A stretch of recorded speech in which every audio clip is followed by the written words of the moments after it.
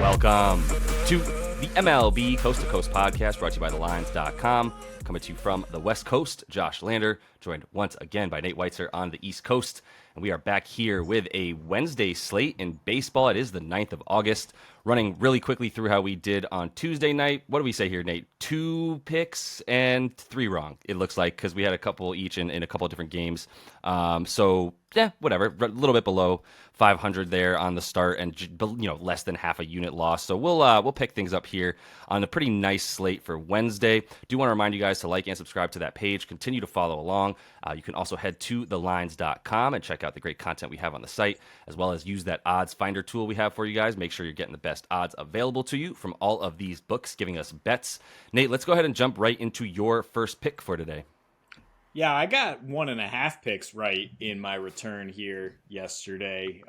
Only missed that on the Blue Jays losing a 1-0 game, but that under sure hit. And I will keep this Mo Mullet for y'all until I go under 500 for a day. We'll see how long that lasts. That's not a huge commitment. But, it's like the baseball playoff cut. So here we go anyway, going into the biggest series in the AL right now. Houston at Baltimore. Game 2, Jack Flaherty on the bump. So I think this is kind of a pitching mismatch in terms of the O's having a big advantage. Christian Javier going for the Astros has not been good all year. So I'm going with Orioles to lead after 5 innings at plus 106 FanDuel. Full unit on that.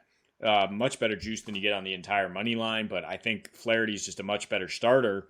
Also would look at the player performance doubles.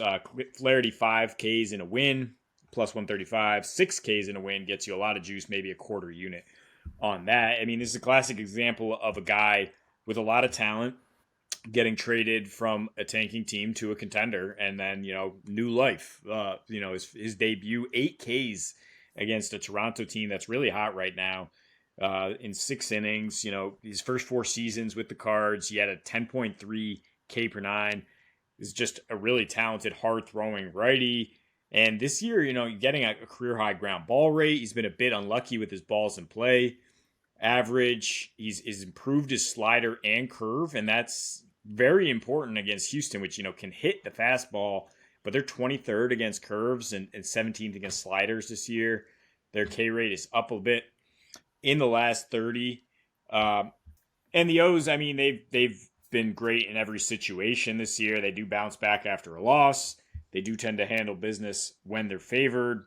The Astros, only 34-30 after a win, and pretty much around 500 in non-division games. I mean, we know, but it's really more about Javier, who has an 8.1 ERA his last 7 starts. He has a career low ground ball rate, only 25%, and he's getting barreled up on 11% of contact here. So, I mean, there's just a lot to like here in terms of the O's bats having another good game, especially after they got to Framber Valdez last night, and I think Flaherty's going to turn in another quality start for them for sure. I mean, he is a really good young pitcher. Yeah, I mean, we're on this game together, which is interesting in terms of betting it, and we're definitely both fading Christian Javier. I'll say that. I definitely looking at how bad he's been for the entirety of this season. I'm also just kind of looking at the Baltimore offense, obviously hitting super well against Javier. Actually has hit super well against Javier the last couple times out as well. Just focusing on Javier for a minute, because I'm going over 9 runs in this game. And I think there's another opportunity for some offense like yesterday. Like you said, Framber got touched up. And then unfortunately for the Orioles, Bautista couldn't pull it out. And Kyle Tucker hit that grand slam in the 9th, which was incredible at bat and into the game there for Kyle Tucker, who's freaking nasty, man. And so, I really like Kyle Tucker. There's 3 guys in this game that I do think will hit well against Flaherty. I said I was going to start with Javier, but I'm obviously starting with Flaherty here because I think between Yordan Alvarez, Kyle Tucker, Yainer Diaz, all 3 of those dudes have some really insane expected numbers coming into this game against Flaherty because of the fact that Flaherty is getting barrels connected on his balls. He's not missing guys the way that he was a couple of years ago. I mean, there was some great progress made for him in his first start, to the point that you made when he came over to Baltimore. but that one game sample size, I don't. I do believe in a little bit of like I have some good vibes moving over to a team that's in the race. They're first in the division as opposed to the Cardinals, right? So like I get that, and I think it works. We saw it with Noah Syndergaard come out and have an outing for the Guardians that was incredible. We saw it with Lance Lynn come out and have an incredible outing with the Dodgers on his first appearance. I think there is something where you get a bit of an uplift from coming over to a team that's good after you just spent 120 games or whatever playing in the basement of whatever division you were in. So I think that might have been what we see with Flaherty in that kind of phenomenon, and that there is opportunity for guys like the lefties in this lineup to crush him, to be honest with you. They have expected WOBAs. All three of those dudes I mentioned, Jordan, Kyle Tucker, and Yainer Diaz, over an xWOBA over 365. Alvarez is at 430. An X slugging at 530 for this game at least. Alvarez is at 621 with his expected slugging. So just looking at the like heat maps and the way that these guys have played well against the exact type of pitch mix that you're going to see from Flaherty does give me some positivity in terms of the runs. Like everything you said with Javier. I mean, his K rate's down 10% from last year.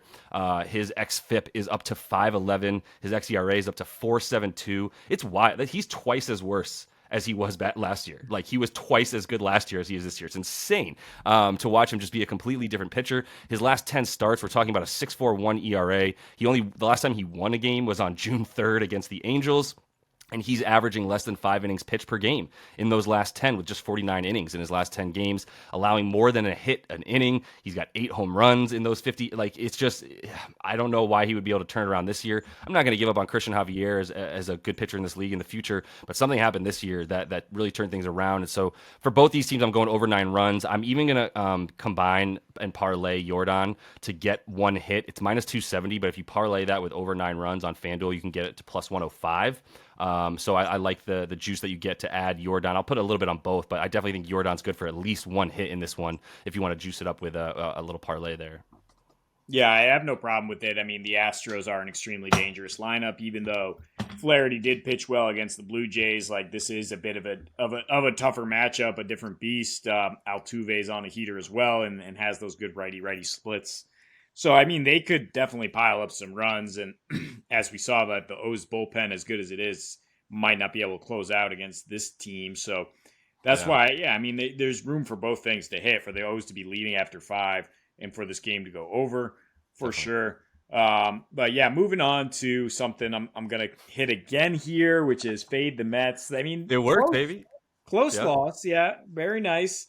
They did have to use 5 relievers last night in that 3-2 loss, whereas Tejon gave the Cubs 7 solid innings. They will be much more fresh at the back end, and they go to Kyle Hendricks here. So, I mean, I'm just going Cubs money line once again, full unit. If you bet against the Mets the rest of the way, chances are you're going to be up at the end of the season because of the whole vibes around that team. But, I mean, let's look at the matchup a little bit here. Kyle Hendricks, extremely solid pitcher. I mean, solid vet. This year, season debut, he's lit up by the Mets, actually. But then after that was just like sparkling all the way to the All-Star break. He has a 2.8 ERA on the road this year. You look at his matchups where he's been hit hard: Boston, Atlanta, Yankees, really high-powered lineups. Otherwise, he's just very solid. This Mets lineup has been diminished a bit by injuries and just in general by a lack of chemistry, as we're talking about. And Hendricks is going to make you put the ball in play, right? He walks almost nobody, 3.5% walk rate. So I mean, I like that to keep the Cubs, to keep this relatively low scoring for the Mets. And then the Cubs lineup has been lighting it up, and they get the opener, David Peterson, who actually has some really bad reverse platoon splits, which is the key here. I mean, lefties are hitting 320, slugging 575, hitting 2.5 homers per 9 off this lefty. And the Cubs, in lefty-lefty matchups, they have a lot of lefties in there too. Most of their best hitters are second in WOBA, second in weighted runs created plus in those lefty-lefty matchups. So I think that they are going to continue to produce. They're going to stay on this heater that they've been on. It shouldn't be as much of a sweat as last night. I mean, Peterson can only go a couple innings these days, it seems. And like I said, the Mets bullpen a little bit more gassed after last night, and they've been pretty bad since the break in general, while the Cubs have been pretty reliable in terms of locking down games that they're ahead. Yeah. Yes, to all of that. They're bad. The vibes are low for sure in the Mets locker room right now, and we really, like you said, fade them the rest of the way. There's nothing to feel excited about. I mean, what they have going for them right now is that every other game, Pete Alonso is going to hit well the rest of the season, and Frankie Alvarez is a really, really good offensive catcher. That's the Mets season in a nutshell right now. That's what they have to go on. Those two dudes are it. They don't have any lefty bats, to your point. Jeff McNeil ain't it. Love Jeff McNeil. So versatile, crazy good athlete. Doesn't have any power. Can't hit the ball past the outfield. So, like, we don't have any. Vogelbach, like, why is he back on this team? I'm not sure. Guillorme was like a really nice little uplift last season. He's hurt, but it's like we came back in this season with the expectations that the hitting was just going to like be good, and we were just going to rely on two 40-year-old pitchers at $90 million. So I could talk about this for a while. It's going to be really negative, but I'll just say in short, I agree with you. And if you can get the Cubs money line at -116, despite the fact that Kyle Hendricks is truly the plain oatmeal of pitching. Like, I still think that he gets the job done here against a really bad Mets lineup. So I'm going to finish things off also in the NL East with Washington at Philly in this one again. Interesting couple games yesterday for both these teams. The first game had like 6 home runs in it. I believe the Phillies scored 12 runs yesterday.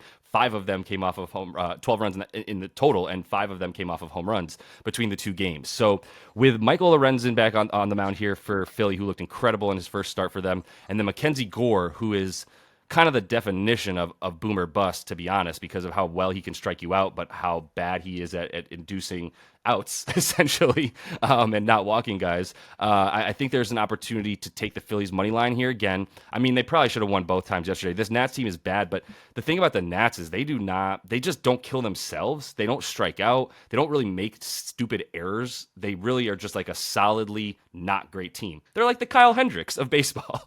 Like, they're just sort of average and really just kind of coming out and not, like I said, doing anything awesome, but or not doing anything terrible, but definitely not doing anything awesome. As a result, like, I think that Lorenzen will have enough success against a team that's in the bottom 10. They actually have the worst WRC plus against righties. Like I said, they don't strike out, but they don't have any slugging. They don't have any OPS. They can't get the ball out of the yard, and I think Lorenzen will be able to keep it down against them as well. That's a big thing I'm looking for here with Lorenzen is he's had a sort of bad ground ball percentage compared to what he normally is able to get, only about 42% this year, but Washington hits the 4th most ground balls in the league, so I doubt that they'll be, once again, they don't beat themselves, and they'll just hit it right to these infielders, and Philly does have a top 10 defense as well this season, so that's why I think Lorenzen's going to be a great pitcher here. Mackenzie Gore, just sort of fading him with the money line for the Phillies because of the fact that he's in the bottom third of the league in walk rate, average exit velocity, and hard hit percentage, and you look at these Phillies bats, there's going to be an opportunity for some home runs again, probably, because of the fact that he gives up so much hard contact. He's allowed 18 home runs this season. 2 of them came against the Phillies already in the 2 starts that he put up against them. 0-2 in those 2 starts with a 10.38 ERA. That is bad, Nate. And the opposing batters are hitting 385 against him in those 2 starts. So I think you continue to fade him against this team. I am going to throw Alex Baum in there. Bohm. Let's call him Bohm. Alex Bohm, the hard-hitting first baseman for them. Well, not anymore. He's back in the outfield. But 3 for 6 with a home run versus Mackenzie Gore is the point for Alex Bohm. 3 RBIs in those 6 at-bats. He's got at least 1 hit in 8 of his last 9 and 13 of his last 15. So for him to get 1 hit here is like -300 because it is expected to happen. But I think that you take that matchup versus the lefty Gore there, and then obviously the money line is just, it's -190. So I just wanted to juice it a little bit with a guy that I think is a walking hit machine right now. Yeah, I'm with it. I think the Phillies, actually are probably safe here on the run line because of what you mentioned, the lack of consistency from Gore. But I am a little bit interested in the under, though, just like predicting a little bit of regression after all those long balls. I mean, you look at Lorenzen's first start for this, again, a guy revitalized by moving to a contender, right? 8 innings. And that was the last time the Phillies went under with 6 runs at Miami. So perhaps a Phillies plus under hits here. I mean, you look at Lorenzen, very much projected to go at least 6 innings to get over 17 and a half outs. So, I mean, if he's going to be that reliable, and turn in a quality start. I don't know if I see the Phillies offense exploding enough to get you 9 runs here. So yeah, I'm looking for a low scoring Phillies win here. Riding with you on that. Then you gotta trust that Phillies bullpen for sure. Or I'm sorry, I think they're gonna try to ride Lorenzen, and then we'll eventually have to get to that bullpen. But yesterday, with Wheeler not able to go as far as he normally, he couldn't get to 7 basically, and he normally is able. A lot of times he's able to go 7 because they want him to eat up innings, and not because a lot of their other pitchers can't. See Ranger Suarez in Game 2 of that doubleheader yesterday, where they did end up having to use the bullpen and lost 5-4. So I hope I do hope that Lorenzen goes a little bit deeper in this game, and I think he'll be capable of doing that, which is really crucial for the money line to give those Phillies pen arms a bit of rest. So that is all the time that we have in this one. Make sure to like and subscribe to that page. Continue to follow along. We're coming back to you the rest of this season each and every weekday. So until we see you next, happy betting.